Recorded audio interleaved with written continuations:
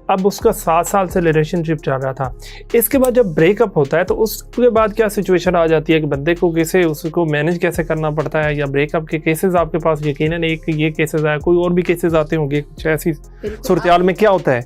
बिल्कुल, आपने कभी मर्द को रोते देखा है? यकीनन मर्द कभी कभी ऐसी सूरत में होता है जहाँ पे वो रो पड़ता है।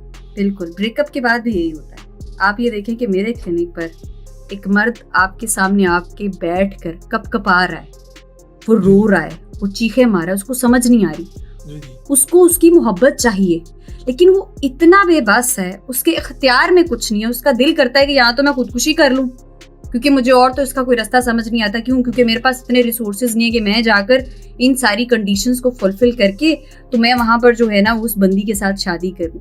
तो यहाँ पर जो है ना वो सबसे ज्यादा हमारे यहाँ जो ब्रेकअप के बाद आपकी कंडीशन होती है ना, वो सबसे बड़ा मसला आपकी होता है इमोशनल डिटैचमेंट। अच्छा। आप उस शख्स से डिटैच नहीं हो पाते।